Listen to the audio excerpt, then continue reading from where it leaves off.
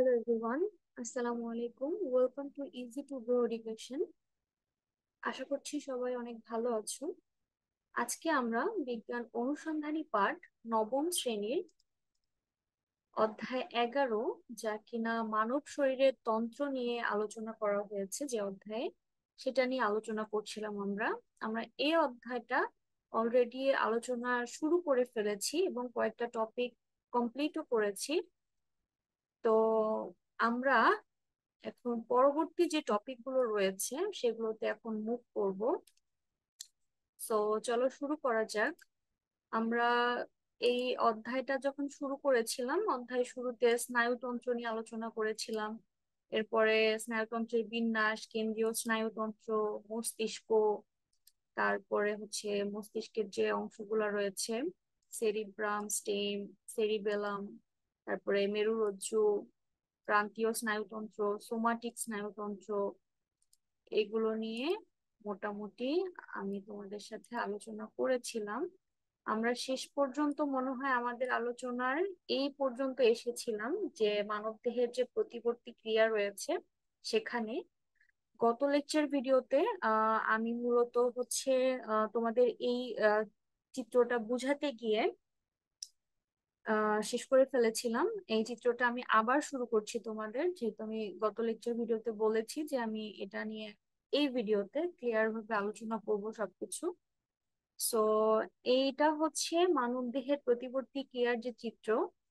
সেখানে প্রথমত আমি গত লেকচার ভিডিওতে যেটা দেখিয়েছিলাম যে এই যে গ্রিন কালারের যে অংশটা সংবেদী নিউরন, তারপরে পার্পল কালার হচ্ছে সংযোগকারী নিউরন, এবং এই যে স্কাই ব্লু কালারটা হচ্ছে আজ্ঞাবাহী নিউরন।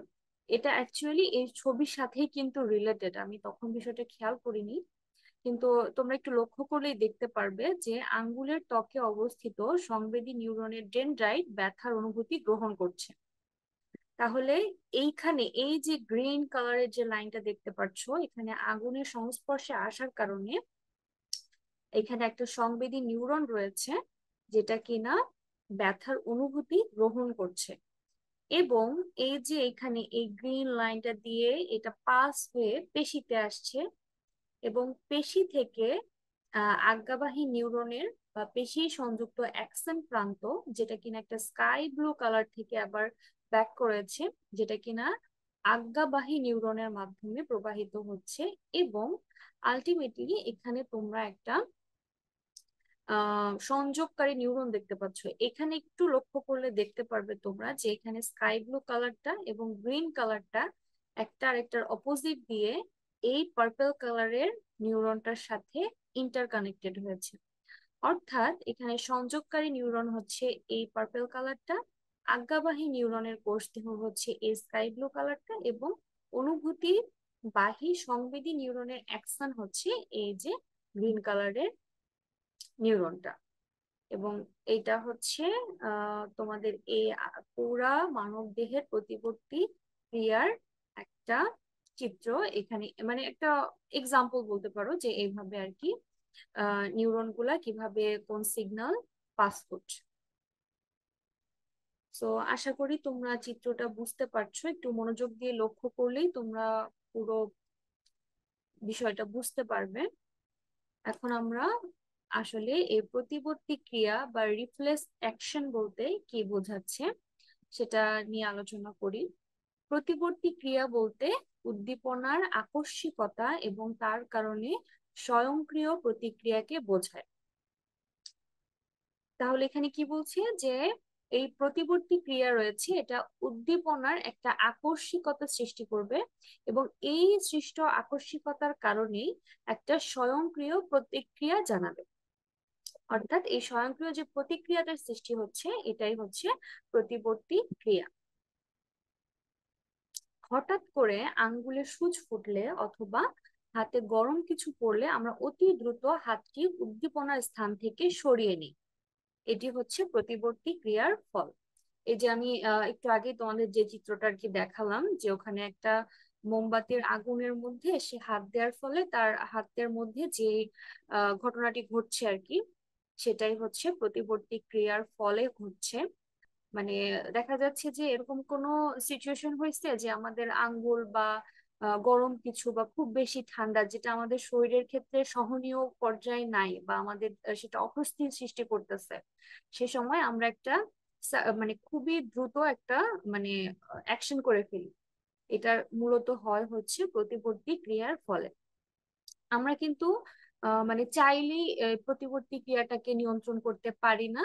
কারণ এইটা হচ্ছে আমাদের মানে এতক্ষণ আমরা এই চ্যাপ্টারে যা দেখলাম যে আমাদের বিভিন্ন ঐচ্ছিক পেশি অনৈচ্ছিক পেশি বিভিন্ন ধরনের কার্যকলাপ হচ্ছে আমাদের মস্তিষ্ক নিয়ন্ত্রণ করে, ইনস্ট্রাকশন দেয়, সেই অনুযায়ী হয়ে থাকে। কিন্তু এই প্রতিবর্তী ক্রিয়াটা কিন্তু সম্পূর্ণ মস্তিষ্ক দিয়ে নিয়ন্ত্রিত হয় না।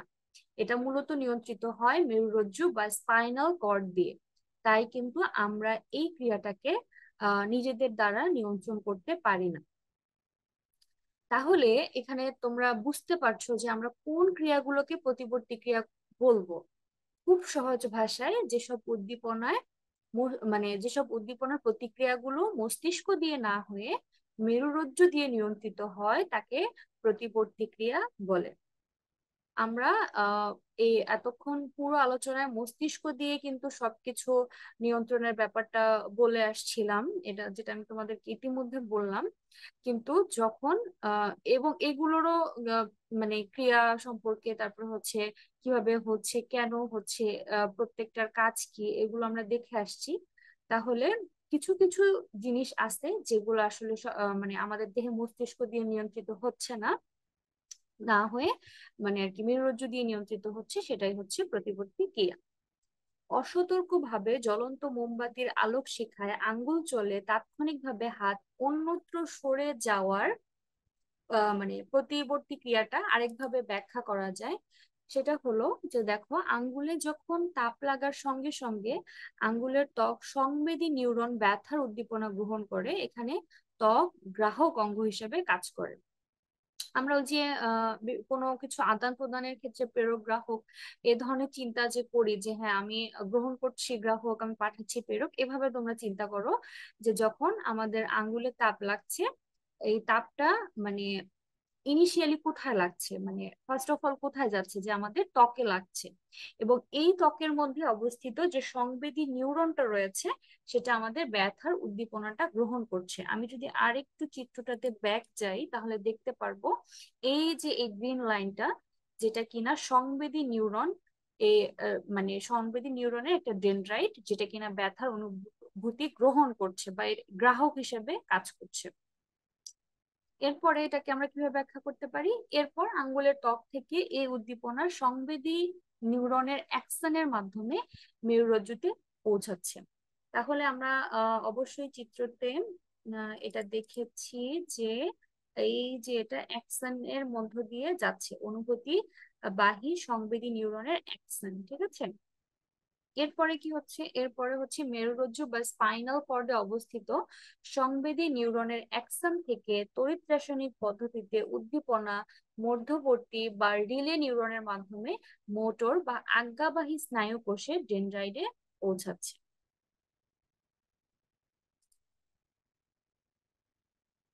এই যে এখানে, ঠিক আছে, সংযোগকারী নিউরনের মাধ্যমে আজ্ঞাবাহী নিউরনের মধ্যে পৌঁছাচ্ছে।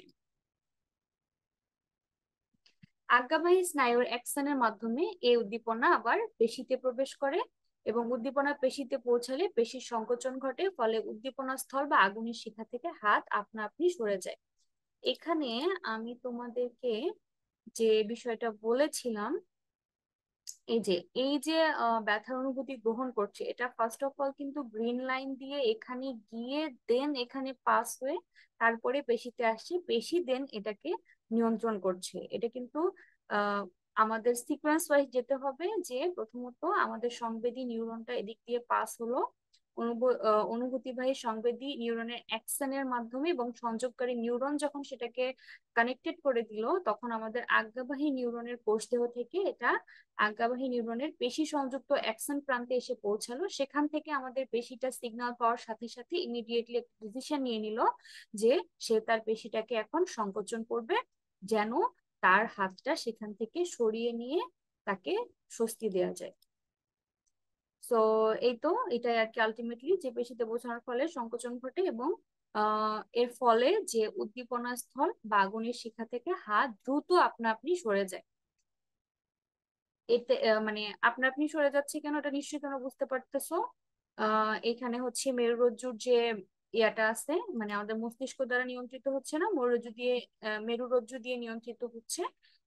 এটাই হচ্ছে প্রতিবর্তী ক্রিয়ার ফলে হচ্ছে। এখন আমরা আলোচনা করব হলো স্নায়বিক বৈকল্যজনিত কয়েকটি শারীরিক সমস্যা নিয়ে। মূলত এখানে স্নায়বিক বৈকল্যজনিত কয়েকটি শারীরিক সমস্যার মধ্যে তোমাদের বইয়ে রয়েছে প্যারালাইসিস, এপিলেপসি, পার্কিনসন রোগ। এইগুলো এইগুলো নিয়ে তোমাদের এখন যে যতটুকু ইনফরমেশন দেয়া আছে আমি এখান থেকে একটু আলোচনা করে দেই যে প্যারালাইসিস আসলে কি। এটা আমরা খুবই কমন ওয়ার্ড, ইদানিং আমরা খুবই শুনছি।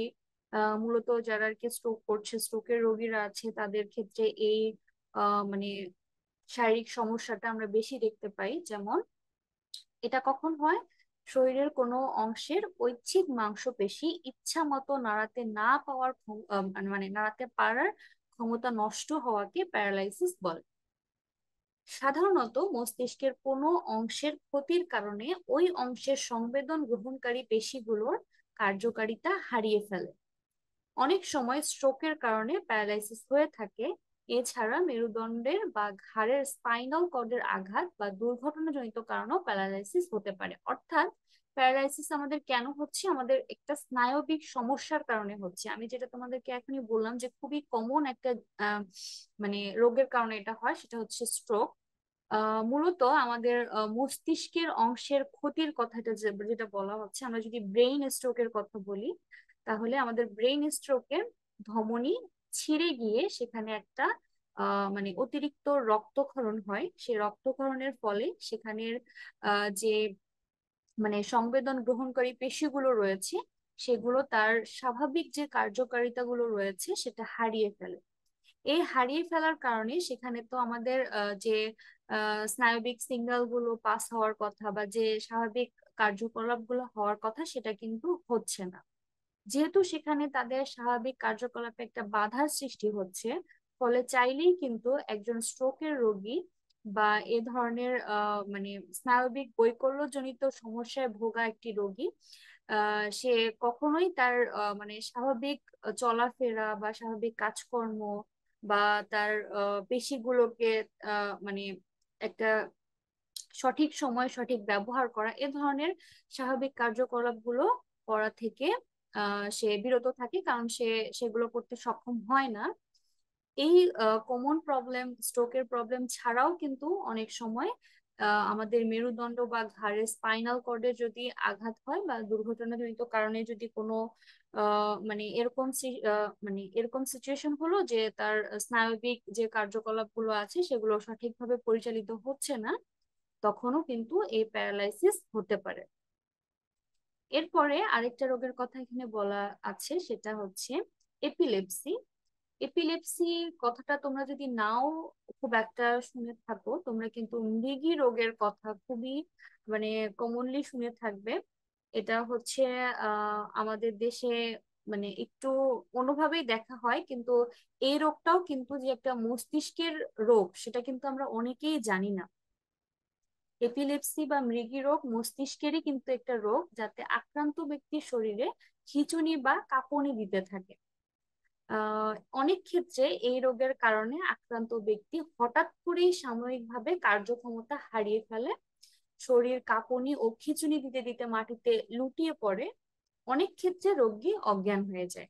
মানে এটা কতটা সিরিয়াস পর্যায়ে যায় যে আমরা এই স্নায়বিক যে বৈকল্যজনিত সমস্যাগুলোর কথা এখানে বলা আছে, তার মধ্যে কিন্তু এই এপিলেপসি জিনিসটা মানে প্যারালাইসিসের পরপরই আমাদের দেশে খুবই কমনলি দেখা যায় যে এখানে কিন্তু যখন একটা রোগী অজ্ঞান হয়ে যাচ্ছে বা তার শরীর কাঁপুনি বা খিঁচুনি দিচ্ছে, তার কিন্তু যে স্নায়বিক কার্যকলাপ গুলা সেটা তো ব্যাহত হচ্ছেই।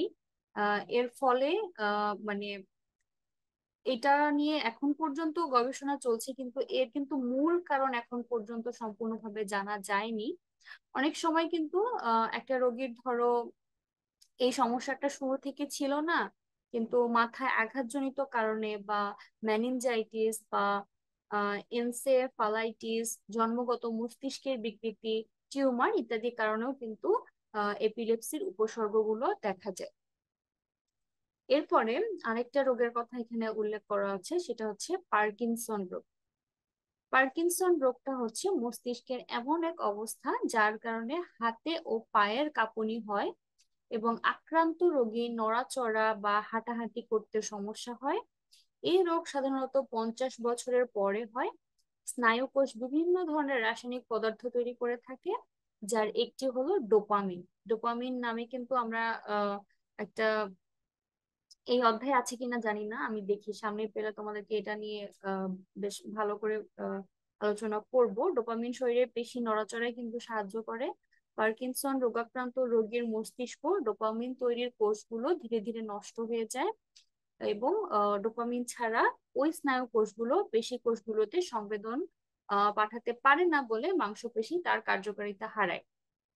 এই যে স্নায়ু কোষগুলো, স্নায়ু কোষগুলো কিন্তু আমাদের জন্মের পর থেকে আমাদের মুভমেন্টে মানে একদম কি বলে ডিরেক্টলি প্রভাব ফেলে।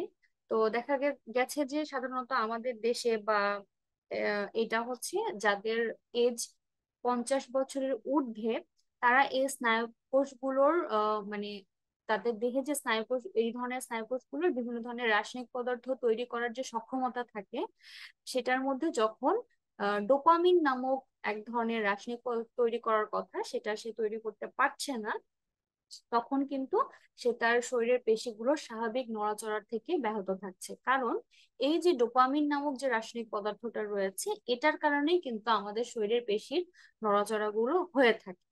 সো সাধারণত পার্কিনসন রোগাক্রান্ত রোগীর হচ্ছে মস্তিষ্কের মধ্যে এই ডোপামিন তৈরির কোষগুলো ধীরে ধীরে ধীরে ধীরে নষ্ট হতে থাকে। ফলে কি হয়, ওই স্নায়ু কোষগুলো পেশি কোষগুলোতে সংবেদন পাঠাতে পারে না। সংবেদন পাঠাতে পারে না বলেই কিন্তু তার মাংসপেশি তার কার্যকারিতা হারিয়ে ফেলে। আশা করছি এই তিনটা রোগ তোমরা, এবং এই তিনটা রোগের ফলে কি হয়, কেন হয়, কিভাবে হয়, এটা তোমরা বুঝতে পেরেছো। এবং এখন আমরা আলোচনা করব হচ্ছে অন্তঃক্ষরা গ্রন্থি নিয়ে। এই গ্রন্থিটার নাম তোমরা অনেকে ইতিমধ্যে শুনে ফেলেছো। এটা একটা খুবই গুরুত্বপূর্ণ তন্ত্র মানব দেহের। আহ এই গ্রন্থিতন্ত্র হচ্ছে মানবদেহের বেশ কিছু নালীবিহীন গ্রন্থির সমন্বয়ে গঠিত। এই নালীবিহীন গ্রন্থি নিঃসৃত রসকে হরমোন বলে। অলরেডি আমি তোমাদের হরমোন নিয়ে মানে হরমোন ওয়ার্ডটা বলে ফেলেছি আলোচনার মধ্যে। আমার এই ওয়ার্ডটার ডেফিনেশন তোমরা এখানে পেয়ে গেলে, যে গ্রন্থি তন্ত্র মানবদেহের বেশ কিছু নালীবিহীন গ্রন্থির সমন্বয়ে গঠিত। সরি, মানে অন্তঃক্ষরা গ্রন্থিতন্ত্র নিয়ে আমি বলছিলাম যে এটা একটা খুবই গুরুত্বপূর্ণ তন্ত্র, এবং এই গ্রন্থিতন্ত্র মানবদেহের বেশ কিছু নালীবিহীন গ্রন্থির সমন্বয়ে গঠিত হয়ে থাকে, এবং এই নালীবিহীন গ্রন্থি নিঃসৃত যে রসটা রয়েছে, এই রসটাই হচ্ছে হরমোন। বিভিন্ন ধরনের হরমোন রক্তের মাধ্যমে প্রবাহিত হয়ে দেহের বিভিন্ন শরীরবৃত্তীয় কাজ নিয়ন্ত্রণ করে থাকে। এই হরমোনটা যে মানে একটা নিঃসৃত রস, আমরা বুঝলাম যে একটা নালীবিহীন গ্রন্থি নিঃসৃত রস, কিন্তু এইটা কিন্তু আমাদের রক্তের মাধ্যমে পাস হয়ে শরীরের বিভিন্ন অংশে পৌঁছায়। বিভিন্ন অংশে পৌঁছানোর ফলে তার একটা স্পেসিফিক হরমোন একটা স্পেসিফিক শরীরবৃত্তীয় কাজ নিয়ন্ত্রণ করে। যেহেতু হরমোন পরিবহনের জন্য পৃথক কোনো নালী নেই, এটা হচ্ছে রক্তস্রোতের মাধ্যমে প্রবাহিত হচ্ছে এবং নির্দিষ্ট লক্ষ্য কোষে পৌঁছে কোষের প্রাণ রাসায়নিক কার্যকলাপকে প্রভাবিত করছে এবং জৈবিক কার্যাবলী সুষ্ঠুভাবে পরিচালনা করছে। তাই সুস্থ দেহের চাহিদা অনুসারে গ্রন্থি থেকে নিয়মিত হরমোন নিঃসৃত হয়। তবে প্রয়োজন অপেক্ষা কম অথবা বেশি পরিমাণ হরমোন নিঃসৃত হলে শরীরে নানা রকম অবাঞ্ছিত প্রতিক্রিয়ার সৃষ্টি হয়ে থাকে। এই যে হরমোনজনিত সমস্যার কারণে মানে হরমোনজনিত সমস্যার কারণে যে ধরনের মানে অস্বাভাবিকতা আমরা দেখতে পাই, সেটা মূলত মানে কোনো একটা জিনিস স্বাভাবিকের চেয়ে বেশি অথবা কম হলেই তো সেখানে অস্বাভাবিকতার সৃষ্টি হবে। সো এখানে যখন আমাদের হরমোনটা নিঃসরণ হচ্ছে বা আমাদের নালীবিহীন গ্রন্থি থেকে এই রসটা নিঃসরণ হচ্ছে, হরমোন নিঃসরণ হচ্ছে, তখন কিন্তু এটা পাস হওয়ার জন্য একটা আলাদা কোনো রাস্তা বা আলাদা কোনো নালী আমাদের শরীরের মধ্যে নাই। এটা রক্তনালীর মাধ্যমেই যেহেতু পাস হচ্ছে। এবং এইটা যদি মানে নিয়মিত যে হরমোন নিঃসৃত হওয়ার কথা আমাদের শরীরে, সেটা যখন কম বা বেশি হচ্ছে তখনই নানা শারীরবৃত্তীয় মানে সমস্যাগুলোর আর কি সৃষ্টি হচ্ছে। তো এখন আমরা অন্তঃক্ষরা গ্রন্থি তন্ত্র সম্পর্কে তো জানলাম। এছাড়াও আমাদের মানবদেহে অতি গুরুত্বপূর্ণ কিছু গ্রন্থি রয়েছে, সেগুলো নিয়ে এখন আমরা আলোচনা করব। প্রথমেই রয়েছে পিটুইটারি গ্রন্থি। পিটুইটারি গ্রন্থি হচ্ছে, তোমরা মূলত যখন পড়বে গ্রন্থিগুলোর নামগুলো মনে রাখার চেষ্টা করবে, এবং এই গ্রন্থিগুলোর কাজগুলো মনে করবে যখন, তখন তোমরা ইজিলি বুঝতে পারবে যে এই গ্রন্থিটা কিভাবে মানে আমাদের মস্তিষ্কের সাথে কানেক্টেড হচ্ছে, বা এটার মানে কাজটা দিয়েই কিন্তু একে আসলে চেনা যায়। যেমন মানব দেহের সবচেয়ে ছোট এই মানে এটা একটা গ্রন্থি যেটা পিটুইটারি গ্রন্থি, এবং এটা মস্তিষ্কের নিচের অংশে অবস্থিত। সবচেয়ে ছোট হলেও পিটুইটারি গ্রন্থি মানবদেহের প্রধান হরমোন উৎপাদনকারী গ্রন্থি। থাকে না যে আহ, এখন হরমোন উৎপাদন করছে, এর পেছনে কোন গ্রন্থিটার প্রাধান্য বেশি, সেটা হচ্ছে পিটুইটারি গ্রন্থি। সো একদিকে পিটুইটারি গ্রন্থি সবচেয়ে বেশি হরমোন নিঃসৃত করে, আবার অপরদিকে অন্যান্য গ্রন্থির উপর এসব হরমোনের প্রভাবও বেশি, মানে এর পাওয়ারটা আলটিমেটলি আর কি বেশি। এটি অন্যান্য গ্রন্থিকে প্রভাবিত করা ছাড়াও মানবদেহের বৃদ্ধিকে নিয়ন্ত্রণ করে। তাহলে আমাদের যে শারীরিক বৃদ্ধি রয়েছে, আমাদের শরীরের যে মানে অন্যান্য হরমোন গুলোকে মানে হরমোনগুলোর মধ্যেও প্রভাব বিস্তার করছে। আবার আমাদের দেহের প্রধান হরমোন উৎপাদনকারী গ্রন্থি এই পিটুইটারি গ্রন্থি, সেটা কিন্তু আমাদের অবশ্যই মানব দেহের একটা মানে কয়েকটা গুরুত্বপূর্ণ গ্রন্থির মধ্যে শীর্ষে রয়ে গেল। এরপরে আসি হচ্ছে থাইরয়েড গ্রন্থি। থাইরয়েড গ্রন্থি গলার ট্রাকিয়ার উপরে অংশে অবস্থিত।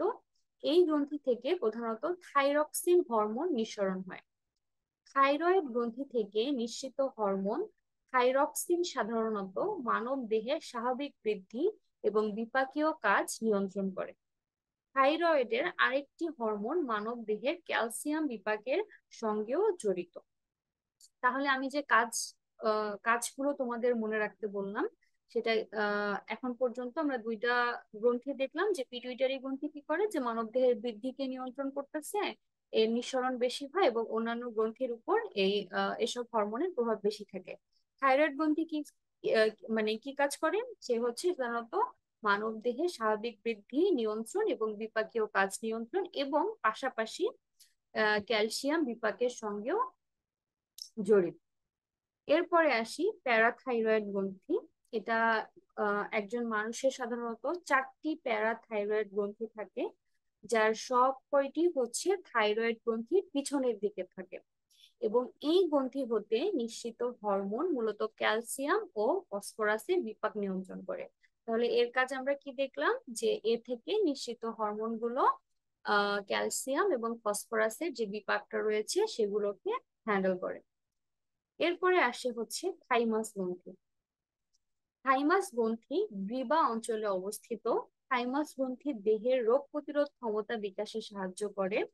শিশুকালে এই গ্রন্থি বিকশিত থাকে, পরে বয়োবৃদ্ধির সঙ্গে সঙ্গে ছোট হয়ে যায়। পূর্ণবয়স্ক মানুষের সাধারণত এই হরমোন থাকে না। এই গ্রন্থি বেশ কয়েকটি হরমোন তৈরি করে, যা থাইমাসে শ্বেত কণিকা তৈরিতে ভূমিকা রাখে।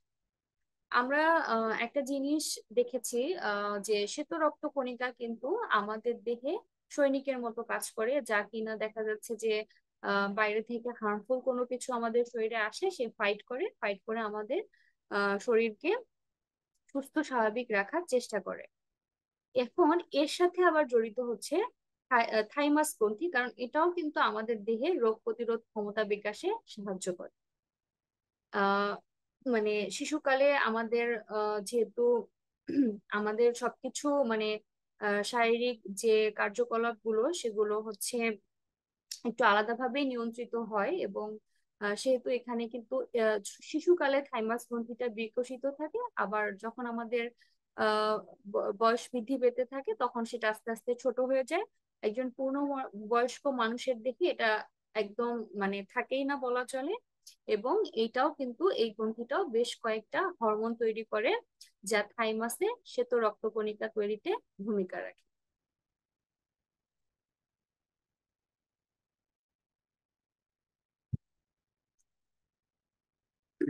এখানে মানবদেহের প্রধান নালীবিহীন গ্রন্থিগুলোর একটা চিত্র দেওয়া হয়েছে, যে কোথায় কোনটা রয়েছে।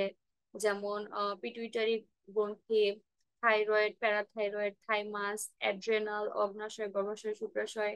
উপরের দিকে আছে হাইপোথালামাস। তো এরপরে আমরা এখন দেখি যে আমাদের কোন গ্রন্থিটা রয়েছে, সেটা হচ্ছে অ্যাড্রেনাল গ্রন্থি। অ্যাড্রেনাল গ্রন্থি কিডনির উপরের দিকে অবস্থিত। এই যে তোমরা চিত্রে দেখতে পাচ্ছ, এই দুইটা কিডনি এখানে, এনার দুইটা কিডনি, এই দুইটার উপরে এখানে হচ্ছে অ্যাড্রেনাল গ্রন্থিটা অবস্থিত।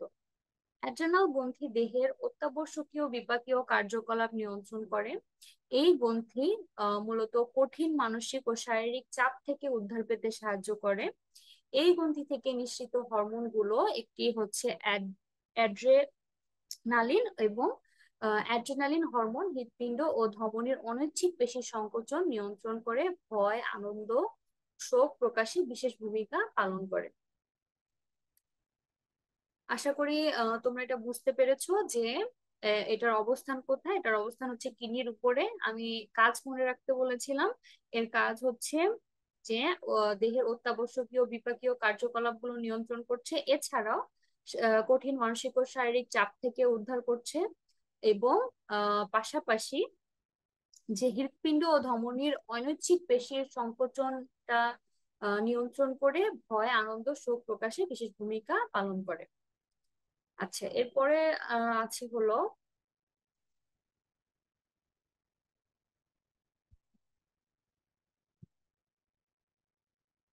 Islets of Langerhans.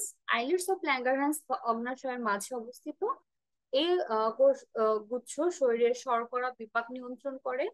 এই গ্রন্থি ইনসুলিন নিঃসরণ করে, যা রক্তের গ্লুকোজের মাত্রা নিয়ন্ত্রণ করে। যেহেতু ইনসুলিন দেহের শর্করার পরিপাক নিয়ন্ত্রণ করে, তাই অগ্ন্যাশয়ে যদি প্রয়োজন মতো ইনসুলিন তৈরি না হয়, তবে রক্তের শর্করার পরিমাণ স্থায়ীভাবে বেড়ে যায়। আমরা যদি কোনো একটা ডায়াবেটিক রোগীর কথা চিন্তা করি, তাহলে কিন্তু আমরা দেখি তার দেহে কিন্তু এই ইনসুলিনের যে পরিমাণটা মানে স্বাভাবিকভাবে থাকার কথা, সেটা যদি তৈরি না হয়, তাহলে আমাদেরকে সেটা বাইরে থেকে পুশ করে তার শরীরে রক্তের শর্করার পরিমাণটা নিয়ন্ত্রণে রাখতে হয়। এবং এই যে আমাদের শরীরের ইনসুলিনটা তৈরি হচ্ছে, সেটা হচ্ছে কোন গ্রন্থি থেকে মানে নিঃসরণের ফলে হচ্ছে, সেটা হচ্ছে আইলেটস অফ ল্যাঙ্গারহ্যান্স।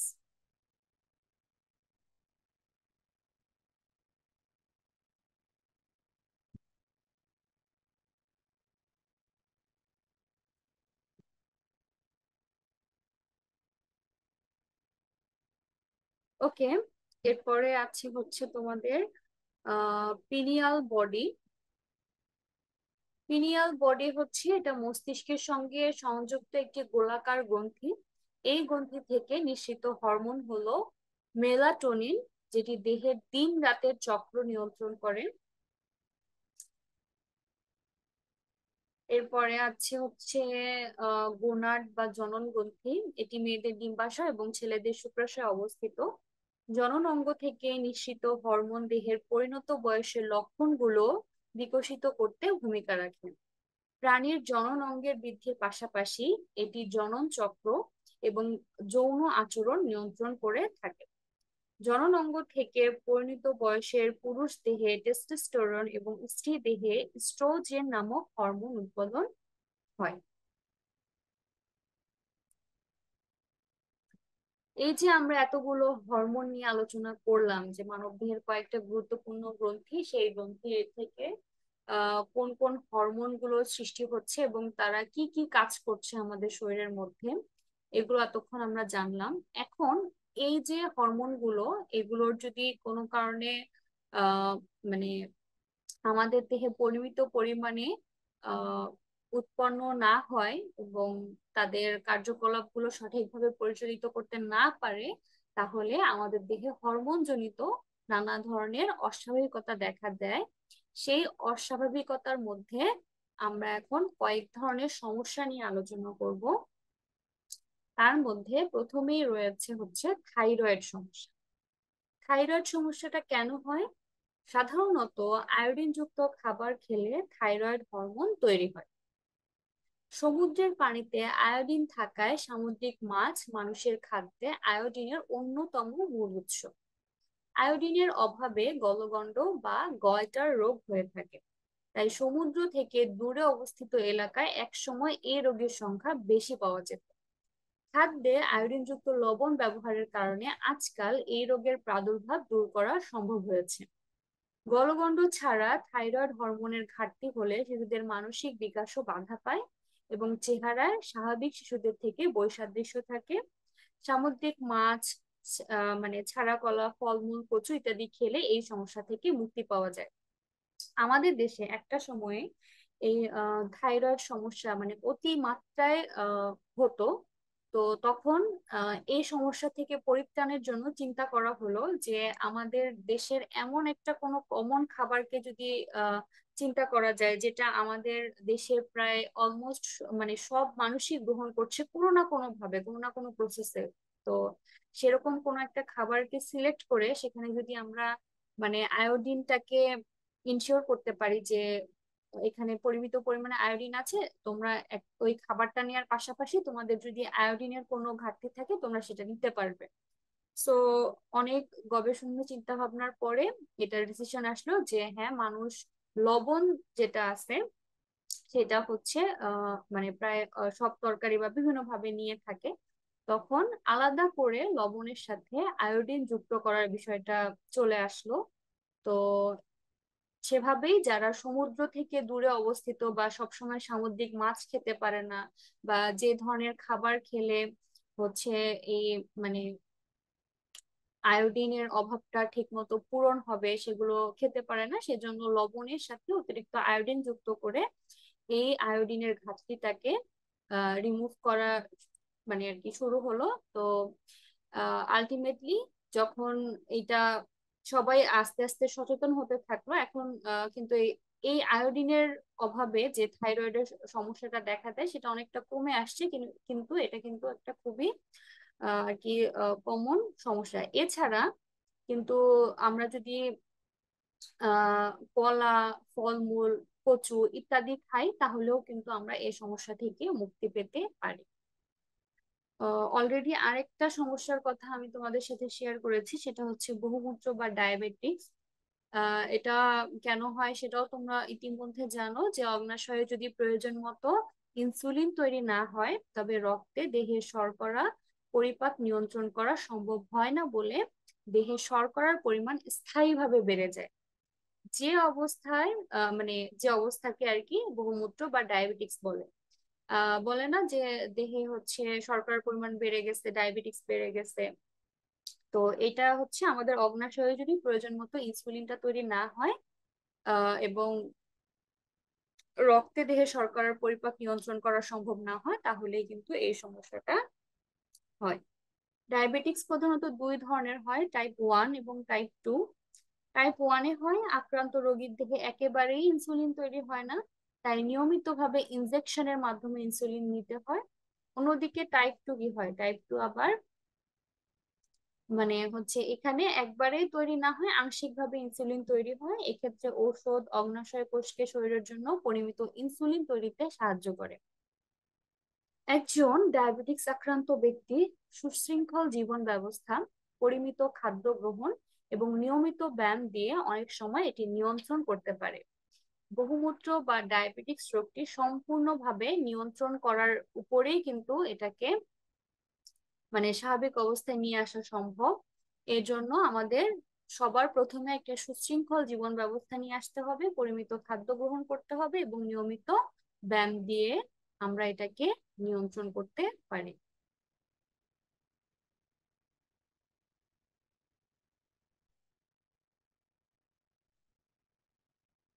অনেকগুলো হরমোন নিয়ে ইতিমধ্যে আমি তোমাদের সাথে আলোচনা করে ফেলেছি।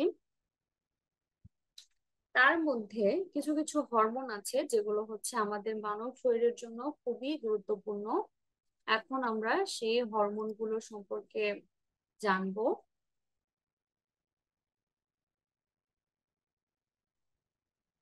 মানব দেহে অনেক ধরনের হরমোন কার্যকর রয়েছে। তার ভেতরে অর্ধ শতাধিক হরমোন বিজ্ঞানীরা গুরুত্বপূর্ণ হরমোন হিসেবে চিহ্নিত করেছেন।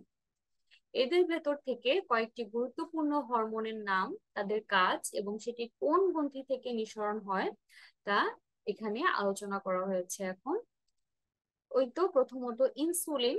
ইনসুলিন কি করে? ইনসুলিন হচ্ছে রক্তের গ্লুকোজ দেহকোষে প্রেরণ করে রক্তের শর্করা নিয়ন্ত্রণ করে। এটি অগ্ন্যাশয়ের আইলেটস অফ ল্যাঙ্গারহ্যান্স উৎপন্ন হয়।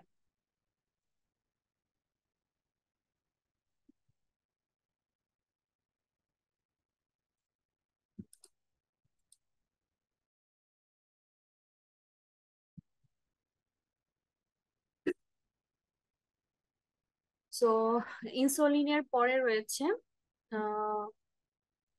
থাইরয়েড হরমোন বা থাইরক্সিন। দেহের বিপাক এবং শক্তি উৎপাদন নিয়ন্ত্রণ করে থাকে এবং থাইরয়েড গ্রন্থিতে এটার উৎপাদন হয়ে থাকে। কর্টিসল, যা কিনা মানসিক চাপ নিয়ন্ত্রণ, শরীরের বৃদ্ধি এবং ইমিউন কার্যক্রম পরিচালনা করে। অ্যাড্রেনাল গ্রন্থি থেকে এটা উৎপন্ন হয়। অ্যাড্রেনালিন কঠিন মানসিক ও শারীরিক চাপের জন্য প্রস্তুত করে। অ্যাড্রেনাল গ্রন্থি দ্বারা এটার উৎপন্ন হয়। টেস্টোস্টেরন পুরুষের জননাঙ্গের বৃদ্ধির পাশাপাশি জনন চক্র এবং যৌন আচরণ নিয়ন্ত্রণ করে থাকে এবং এটা পুরুষের শুক্রাশয়ে উৎপন্ন হয়। এরপরে আছে হচ্ছে এস্ট্রোজেন, মেয়েদের জননাঙ্গের বৃদ্ধির পাশাপাশি জনন চক্র এবং যৌন আচরণ নিয়ন্ত্রণ করে থাকে, এটা মেয়েদের ডিম্বাশয়ে উৎপন্ন হয়। এরপরে আছে হচ্ছে প্রজেস্টেরন। এটা হচ্ছে সন্তান জন্মের জন্য গর্ভাশয়কে প্রস্তুত করে এবং গর্ভকালীন সময়ে সহায়তা করে। মেয়েদের ডিম্বাশয় বিশেষভাবে কর্পাস লুটিয়ামে উৎপন্ন হয়। গ্রোথ হরমোন, তোমরা বুঝতেই পারছো যে এটা কি করে। এই হরমোনটা এটা হচ্ছে দৈহিক বৃদ্ধি, কোষ বিভাজনে সহায়তা করে এবং পিটুইটারি গ্রন্থি থেকে এটা উৎপন্ন হয়। মেলাটনিন, এটা হচ্ছে ঘুম, জাগরণ চক্র এবং দিন রাত অনুভূতি নিয়ন্ত্রণ করে। পাইনিয়াল বডি দ্বারা উৎপন্ন হয়। এবং অ্যাক্সিটোসিন এরপরে আছে। অ্যাক্সিটোসিন হচ্ছে সামাজিক বন্ধন উৎসাহিত করে, আহ প্রসবে সহায়তা করে এবং মাতৃদুগ্ধ নির্গমনে সহায়তা করে এবং হাইপোথ্যালামাস দ্বারা উৎপন্ন এবং পিটুইটারি গ্রন্থি দ্বারা মুক্ত।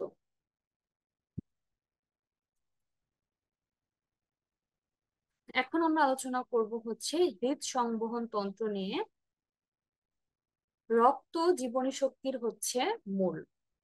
রক্তনালীর মধ্য দিয়ে রক্ত দেহের সর্বত্র প্রবাহিত হয় ও কোষে অক্সিজেন এবং খাদ্য উৎপাদন সরবরাহ করে দেহের সব কোষকে সজীব ও সক্রিয় রাখে। একই সঙ্গে রক্তের বর্জ্য পদার্থ দেহের এক স্থান থেকে অন্য স্থানে পরিবাহিত করা হয়। যে তন্ত্রের মাধ্যমে রক্ত প্রতিনিয়ত দেহের বিভিন্ন অঙ্গ এবং অংশে চলাচল করে থাকে তাকে রক্ত সংবহন তন্ত্র বলে। এটা তোমরা মার্ক করে নিতে পারো যে রক্ত সংবহন তন্ত্র কাকে বলে। মানব দেহে রক্ত প্রবাহ কেবল হৃৎপিণ্ড এবং রক্তনালীর মধ্যে সীমাবদ্ধ থাকে, কখনো এর বাইরে আসে না। রক্তের যে প্রবাহটা রয়েছে সেটা হচ্ছে রক্তনালী এবং হৃৎপিণ্ড, এর বাইরে কখনো আসে না। এবং এ ধরনের সংবহন তন্ত্রকে বদ্ধ সংবহন তন্ত্র বলে। কারণ এটা একটা ক্লোজ সার্কুলেটরি সিস্টেমও এটাকে বলা হচ্ছে, কারণ এটা হচ্ছে একটা নির্দিষ্ট জায়গা জুড়েই কিন্তু এর চলাচলটা রয়েছে, সেটা হচ্ছে হৃৎপিণ্ড এবং রক্তনালী। সারা দেশে সরি সারা দেহে রক্ত একবার সম্পূর্ণ পরিভ্রমণের জন্য মাত্র 1 মিনিট বা তার চেয়েও কম সময় লাগে। বদ্ধ সংবহন তন্ত্রের বড় সুবিধা হলো এ ব্যবস্থায় রক্ত সরাসরি দেহের বিভিন্ন অঙ্গে গিয়ে পৌঁছায়। রক্তবাহী নালীর ব্যাসের পরিবর্তনের মাধ্যমে দেহ কোনো বিশেষ অঙ্গে রক্ত প্রবাহের পরিমাণ নিয়ন্ত্রণ করতে পারে। রক্তনালীটা কিন্তু আমরা একটা যদি গোলাকার চিন্তা করি, এটা কিন্তু এরকমই হবে। তো তখন দেখা যাচ্ছে যে আমাদের কোনো অংশে রক্ত প্রবাহটাকে নিয়ন্ত্রণ করার প্রয়োজন পড়ছে।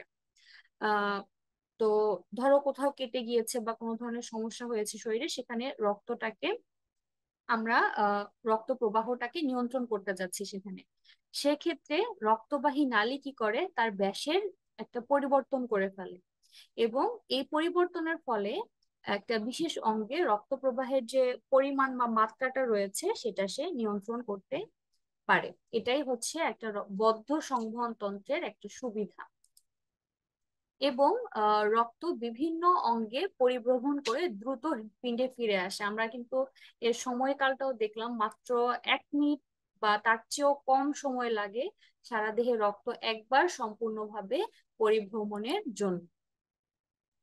অন্যান্য তন্ত্রের তুলনায় রক্ত সংবহন তন্ত্র বিশেষ বৈশিষ্ট্যপূর্ণ হলেও এর গঠন কিন্তু মোটামুটি সাধারণ। এখন আমরা এই ব্লাডের চিত্রটা এখানে আলোচনা করব। রক্ত কি? রক্ত হচ্ছে একটা অস্বচ্ছ, মৃদু ক্ষারীয় এবং লবণাক্ত তরল পদার্থ। রক্ত হৃৎপিণ্ড, শিরা, উপশিরা, ধমনী, শাখা ধমনী এবং কৈশিক নালী পথে আবর্তিত হয়। লোহিত রক্তকণিকায় হিমোগ্লোবিন নামক রঞ্জক পদার্থ থাকার কারণে রক্তের রং লাল দেখায়। এটা একটা খুবই কমন প্রশ্ন যে আমাদের রক্তের রং কেন লাল। এটার কারণ হলো যে আমাদের যে রক্তকণিকা সমূহ রয়েছে সেখানে লোহিত রক্তকণিকার মধ্যে হিমোগ্লোবিন নামক এক ধরনের রঞ্জক পদার্থ থাকে। এই রঞ্জক পদার্থ থাকার কারণেই কিন্তু রক্তের রংটা লাল দেখায়। হাড়ের লাল অস্থি মজ্জাতে রক্তকণিকার জন্ম হয়। এখানে বেশ কয়েকটি ইনফরমেশন আছে যেটা তোমাদের মধ্যে কনফিউশন সৃষ্টি করতে পারে। সেটা হচ্ছে রক্ত প্রথমত কি, রক্ত কোন পথে আবর্তিত হয়, এবং রক্তের রং কেন লাল দেখায়, এবং কোথায় রক্তকণিকাটার আসলে জন্ম হয়। এই কয়েকটা প্রশ্নের উত্তর তোমরা এই 3 লাইনের মধ্যেই পেয়ে যাবে। আশা করি আরো 2-1বার যদি তোমরা মনোযোগ দিয়ে এটা পড়ো বা বোঝার চেষ্টা করো, তোমরা খুব ইজিলি ক্লিয়ার ভাবে এটা বুঝতে পারবে। সো আশা করি তোমরা এখন টপিক গুলা সম্পর্কে একটা ধারণা পেয়েছো। তোমাদের যদি কোনো ধরনের কোনো মানে ডাউট থেকে থাকে তোমরা কমেন্ট বক্সে কমেন্ট করতে পারো। তোমাদেরকে অসংখ্য ধন্যবাদ পুরো লেকচার ভিডিওটিতে মনোযোগ সহকারে থাকার জন্য। আজকের লেকচার ভিডিও এখানেই শেষ করছি। সকলকে অসংখ্য ধন্যবাদ। আল্লাহ হাফেজ।